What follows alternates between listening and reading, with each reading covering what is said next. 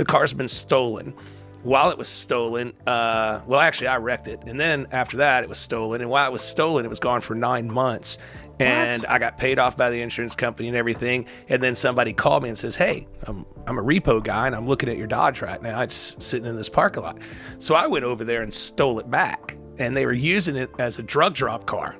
Fast and Loud had just posted its best ratings in years when Richard Rawlings burned it down himself. For years, fans insisted Fast and Loud ended because of lawsuits and even jail rumors. They were chasing the wrong story. For 16 seasons, Richard had signed away more than he realized. With deadlines looming and projects piling up, it can feel like a lot to handle. That's why I'm thrilled to partner with BetterHelp. They connect you with the licensed therapists who really... By the time he understood what that Discovery contract was really costing him, walking away had become the only move left. But what exactly made Richard give up the biggest show of his career? And why did the people closest to him end up feeling the consequences long before the cameras stopped rolling? Join us as we uncover what really shut down Fast and Loud for good. The contract nobody was supposed to see. Long before the cameras, there was a 1,200-square-foot shop in Dallas where the water didn't run and the air conditioning didn't work. Richard Rawlings built engines in Texas heat that would make most men quit by lunch. And he did it for years before anyone outside his own crew knew his name. That was the guy underneath the sunglasses and the swagger, someone who once bet a rival $50,000 that he and a buddy could beat a 30-year-old cross-country speed record in a borrowed Ferrari, and won by 52 minutes. Reckless, competitive, allergic to being told no. Those were the exact instincts that would eventually blow up his own television show.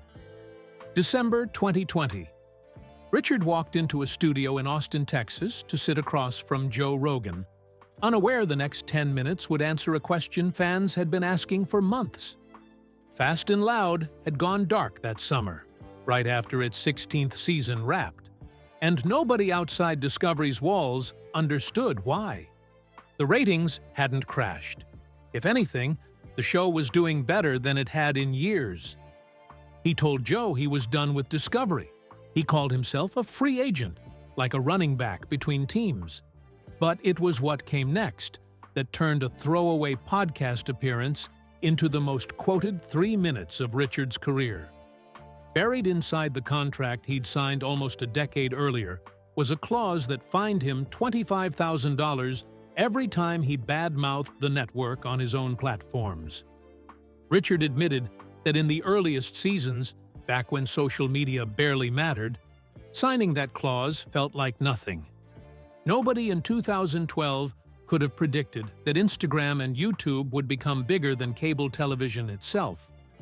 By 2020, the deal that once looked harmless had turned into a leash, and Richard was the one holding the other end, choking on it. The leash showed up in smaller ways too, ones that never made headlines but wore him down year after year. When Richard wanted to bring in legendary builder Chip Foose for a crossover project, something that should have taken a phone call and a handshake, Discovery's approval process dragged the idea out for 5 long years before it finally happened. 5 years to put 2 grown men and a garage full of tools in the same room. That's a man asking permission to breathe. There was one more piece Richard couldn't shake.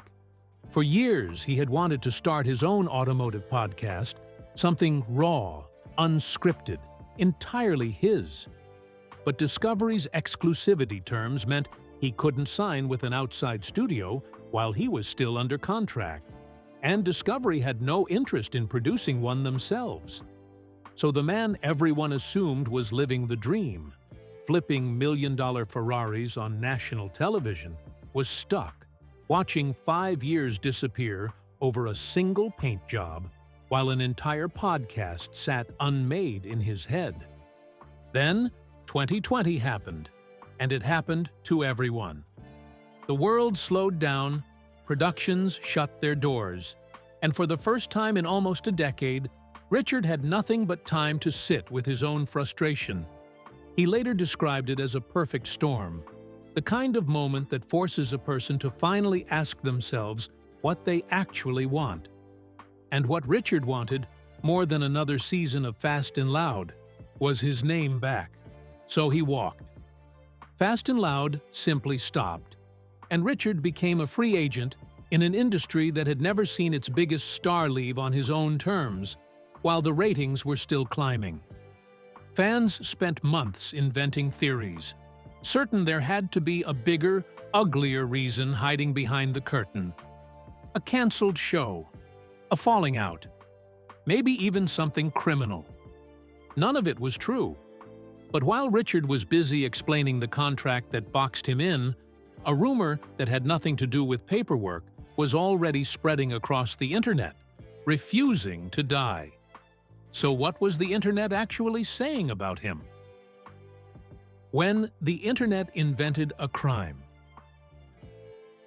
While Richard was explaining contracts and penalty clauses to Joe, the rumors spreading across the internet had nothing to do with television deals.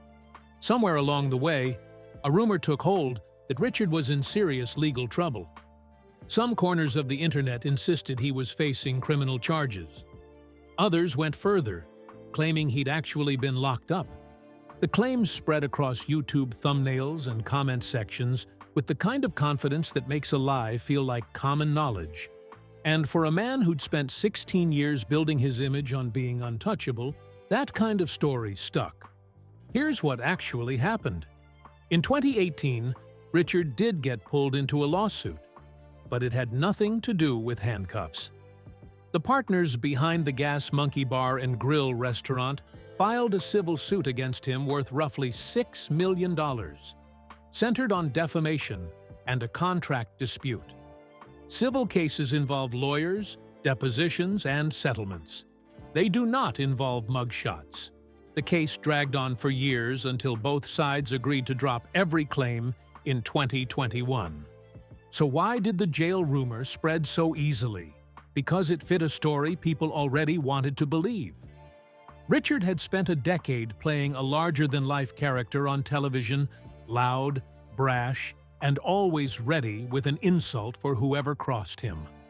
Former staff would later describe him as a boss who simply didn't listen to anyone but himself.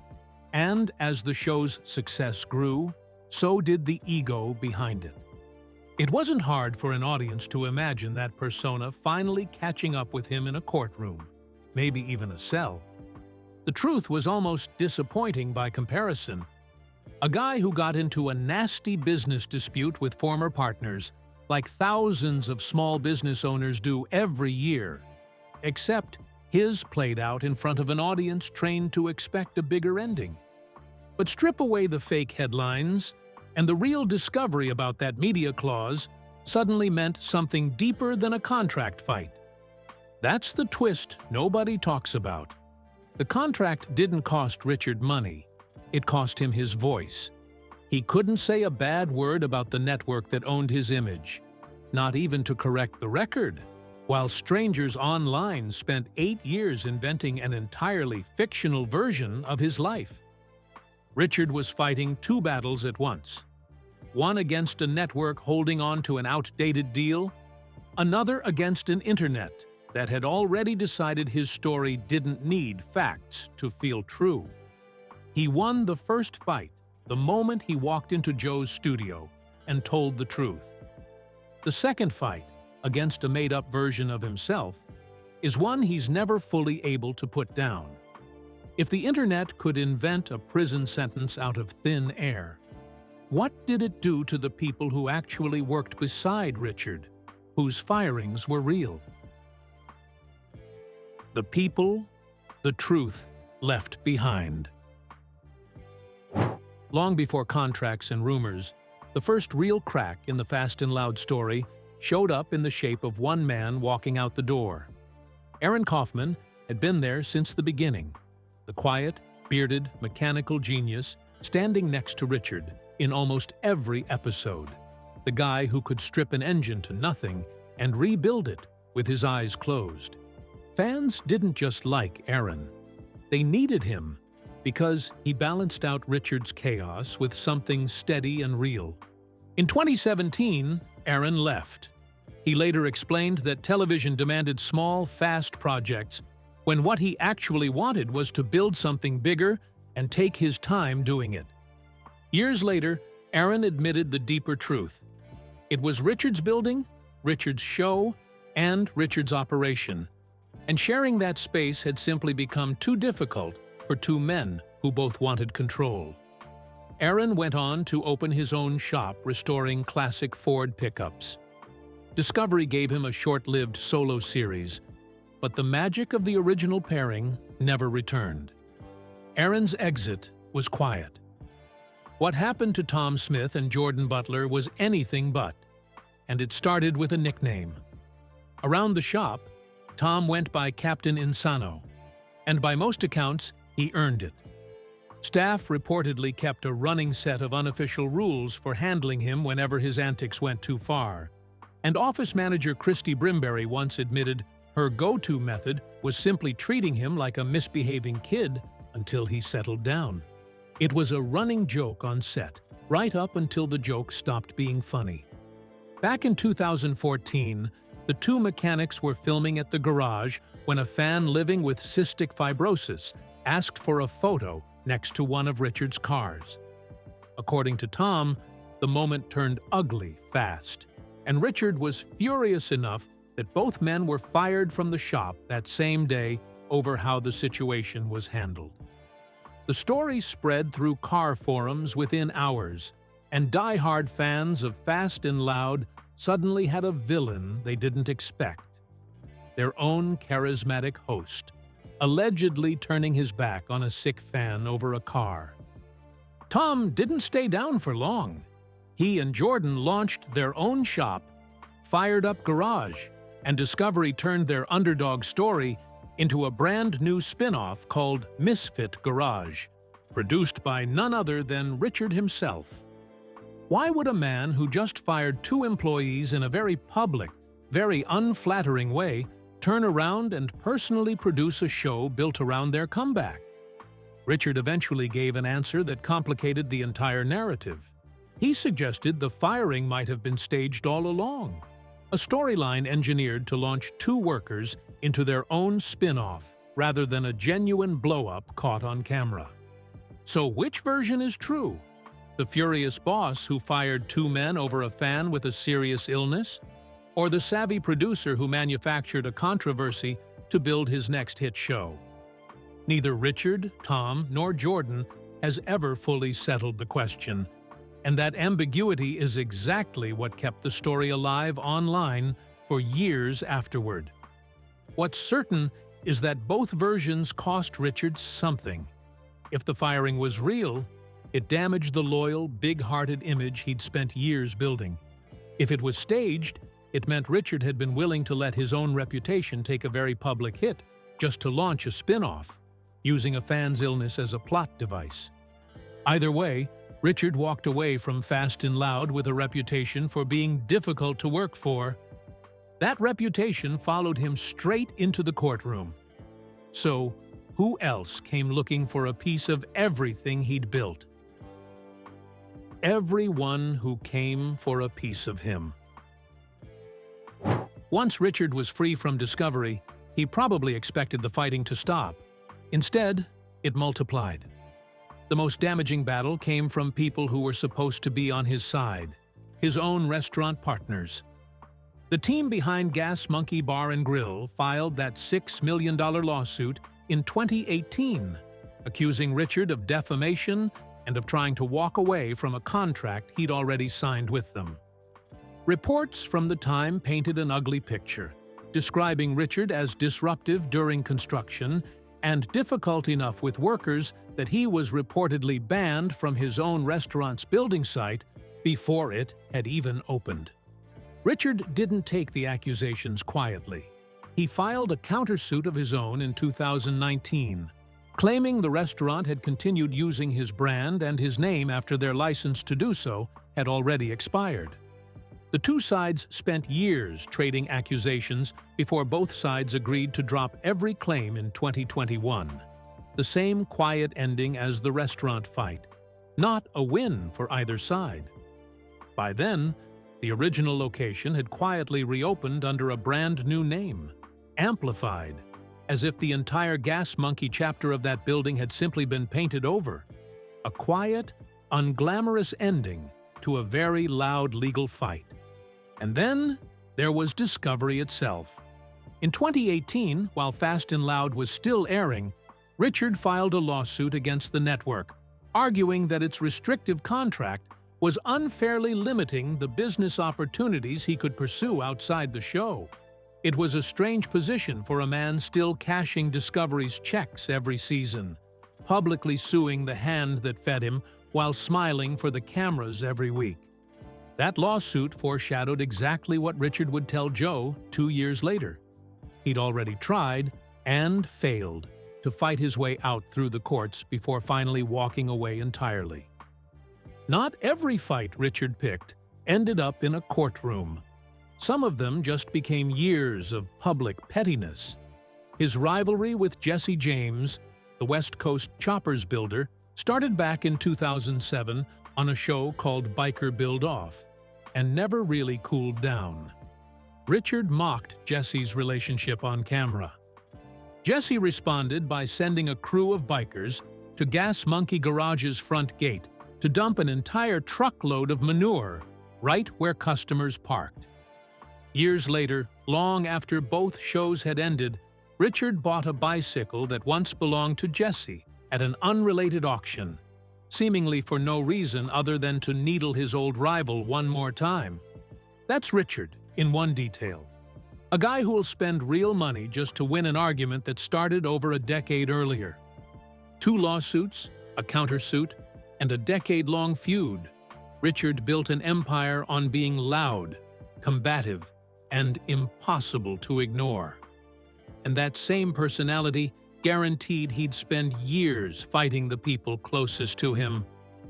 Surviving that many fights is one thing, but once the smoke cleared, what did Richard do with everything still standing?